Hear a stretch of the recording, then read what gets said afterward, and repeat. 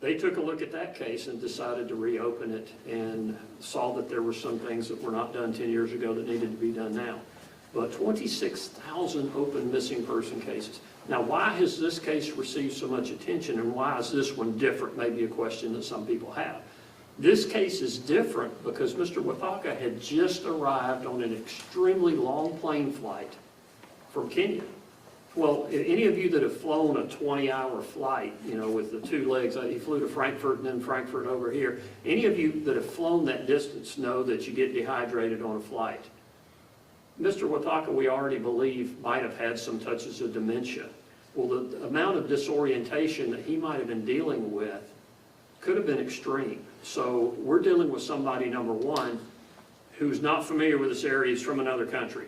He didn't really have any means of support on him.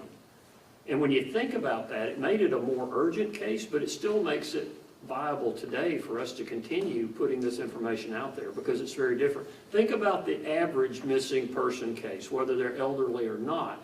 If they're an adult and it's in this country, they typically have some means of taking care of themselves. Mr. Wathaka doesn't have a means to take care of himself.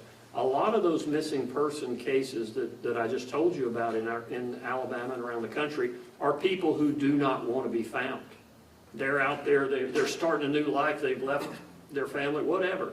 That's not the case here. We know that Mr. Wathaka did not intend for this to happen. And we know that, we're hoping that he's still out there, that somebody had picked him up. But we knew from the very start that this is a different situation because of the reasons I gave you.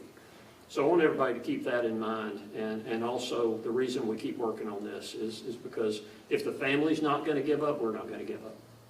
Okay, now I'd like to introduce you to Detective Littleton, who is our case officer handling this investigation. He's going to speak to you for a moment. Good morning, everyone. I'm Detective Littleton, the lead investigator on this case. I would like to thank each and every one of you for being here this morning and helping us get the word out on this missing persons case. We're continuing to investigate the disappearance of Mr. Ruben Wathaka, who was reported missing after last being seen on May 15th, 2025 in Calera.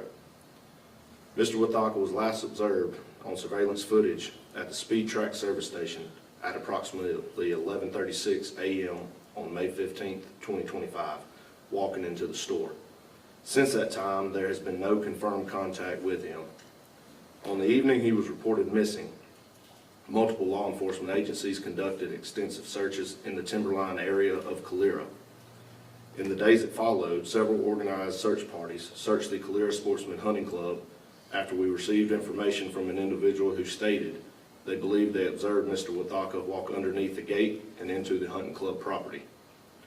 Since the initial report, we have continued working alongside several partnering agencies utilizing specialized resources, including the use of search dogs, cadaver dogs, drone units, helicopters, and assistance from federal partners. Investigators have continued extensive efforts to locate Mr. Wathaka. Numerous leads have been followed, and the investigation remains active and ongoing. We would like to extend our sincere appreciation to all agencies, organizations, and citizens who have assisted throughout this investigation, including Red Mountain Search and Rescue, Vestavia Hills Fire Department, Calera Fire and Rescue, Jefferson County Sheriff's Office, Alabaster Police Department, Shelby County Sheriff's Office Aviation Unit, Shelby County Emergency Management Agency, and the Alabama Public Safety Drone Association. To the many volunteers and citizens who participated in search efforts, and the numerous other agencies and individuals who have dedicated their time and resources to this ongoing investigation.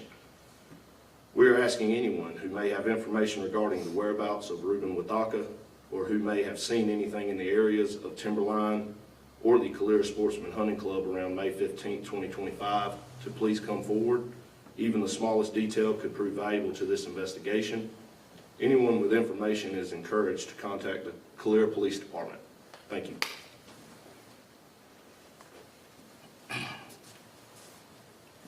Good morning, everyone. My name is Wellington. Last name is B-A-R-U-A. That's my dad, Ruben Barua. I just want to want to thank Calera Department and the police in Calera. I just want to thank you guys for whatever guys you have done. Thank you so much from my heart. We cannot say thank you enough. What I can say, I don't have much to say, is just imagine to the community. If you have seen anything, please call the Calera Department Police. And if you have seen anything out there somewhere, if you picked up my dad and you think something happened, please, we need a closure. Help us, and you guys keep us in our prayers. Thank you so much. Thank you for coming, you guys. Thank you.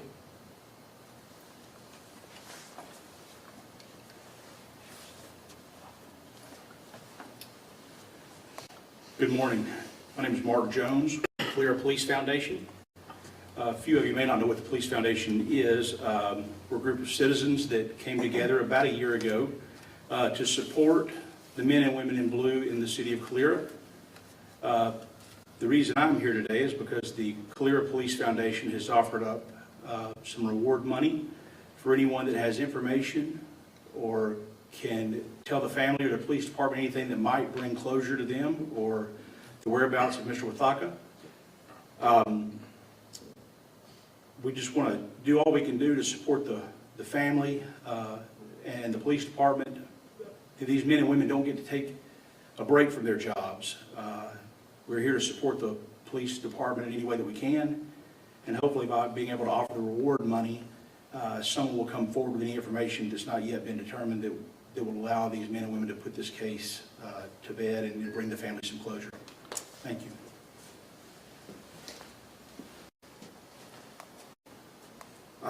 Good morning. My name is Simon Joroge. I'm a friend to the family, and I'm also a Kenyan community leader. Thank you. I'm here just to thank you, Mark, for the offer, the reward, because that will be an incentive to help people out there who might have information for these men. And appreciate so much. I also need to appreciate the Calera Police Department for their diligence, and they have kept this. This is 1 year since Mr. Waithaka disappeared, and they have not relented on the case, and they have kept the case alive. So I'm just urging the people out there, the Calera community, everybody, and the Kenyan community, that the search is still on. If you have any information or you hear anything, please call the police, Calera Police Department or the closest police department, and we will appreciate. Again, thank you, Mark. Thank you, the detectives, the chief, and the Calera Police Department. Appreciate so much. Yeah, I'd like to say again, though, that I was not aware we had a Kenyan community in Calera prior to this, and getting to know these people. If you have Kenyan neighbors, get to know them, because they're wonderful people and they stick together. And there's a reason that we have a sizable Kenyan community in Calera, and that I didn't know any of them, because until this, they don't cause any problem. They're good neighbors, they're good citizens, and they're very tight-knit community who come out and help other people. They help each other. And it was really, if some good can come out of something like this, that's been a positive for me, because I've been educated about the Kenyan people and what a close-knit community they are. We can answer any questions now if anybody has any. Tell us who your questions for. Question for Mr. Wathaka's family. Can you kind of tell us how hard it's been the past year as this investigation continues and not getting the closure that you had just kind of spoke about? Yeah, it's been a kind of tough year. It's been a very tough year, so I don't know how to say, but it's been a tough year. Just things have never been the same, so hopefully we can get a closure this year. Thank you. Can you talk a little bit too about the type of person he is, what he liked to do, just how you want people to know who he is? My dad was very outspoken, how he would buy you out, and because by the time he left my house, he had hampered two rides, so he can talk to himself out. So he's very, very, he'll buy himself out.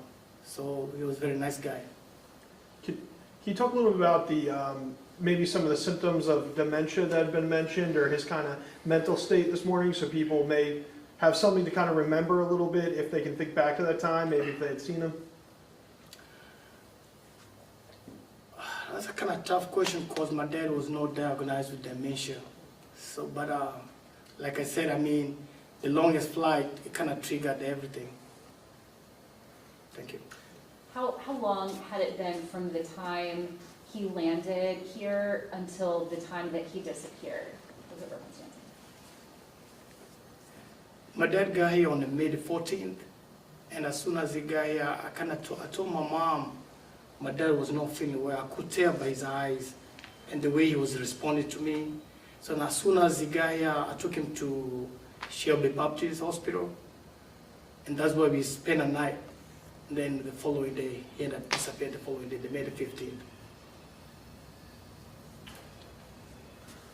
Mr. Willie, you were asking for prayers during this time. How important is your faith to you in this moment? One more time. You were asking for prayers from the community. How important is your faith to you right now? Just staying hopeful. That's all. And I won't give up for my dad. For Chief Heitch or the detective, can you talk a little bit about the leads that you've gotten since the last time we talked? I think it was almost 10 months ago the last time we had discussed this with you. Can you talk a little about the leads you've generated since then and just the importance of new leads and anything that people may think and how that can assist the investigation? Yes, we've had several different leads, and I mean, of course, this is the 1 year, so they're starting to trickle a little bit. But each and every lead that comes in, we follow, and that's about it. When this investigation first started, I know that there was talks of possibly him leaving the county in a car. Is that still the belief, or do you still believe he's somewhere in the county here? Well, right now, I don't believe that, but I mean, anything could have happened right now, so that's where we're at. So you don't believe he left, or you don't believe that he's still in the county? No, we do not believe he left. But then again, there's the unknown that we don't really know. So if anybody, like we said, has anything or can come up with anything, please let us know. Thank you. Outside of the tips that you spoke about receiving about the Sportsman's Club, have you received any other tips from the community? No, ma'am, not in the nature of the sports club, no. No, we've received many, I would say in the hundreds of tips. The vast majority of them are not viable at all. Sometimes we can determine really quickly that this does not warrant us sending people to whatever town. You know, somebody says well, here's how it works. So the most recent one I remember, we get a call, hey, we saw somebody that fit his description at Walmart, wherever. So we contact Walmart, we get the video. I mean, sometimes it's not even close, and people are trying to help, but a lot of times you've got elderly people out there who may have dementia themselves, and sometimes those are the people we're getting the tips from. So we do follow up, and thankfully, I can't name all the different law enforcement agencies that have helped us follow up on tips, but to save us from having to drive to Georgia or South Alabama or Tennessee, we'll contact agencies, and if we can rule it out, totally rule it out without sending detectives, we will. If we can't rule it out by video or some other means, then we actually send our folks, and we've put a lot of miles on a lot of cars working on this if we do get a viable lead. I'm not sure if that was your question. Yeah. Okay. And I know you mentioned a reward earlier. How much is that reward? Yes, so the Calera Police Foundation has offered up $1,000 worth of reward money for anybody that can offer any information that would lead to Mr. Wathaka's whereabouts. So it has to result in us locating Mr. Wathaka. So I really want to say that too, because we try to cut down on the leads that we get that are not viable. And as you can imagine, I'm not telling you guys anything you don't already know, but a lot of people call that have had a psychic experience or whatever, and we try to filter through as much as that as possible. We have a small detective unit, so we have to be realistic too, but the reward would need to result in us locating Mr. Wathaka. Chief, what's the best way for people to give a tip if they have one? Is it to call directly to Calera Police? Yeah, just call directly to the Calera Police Department and give a tip. That's typically the way. You can also send, emails are fine, or we get Facebook messages. That's not as efficient, but we'll take the information any way we can get it. But the best way is just to call the police department. 688-3505, 205-688-3505, 668-3505. Over to you. Anything else? All right, we appreciate you guys coming. Thank you so much. Thank you so much.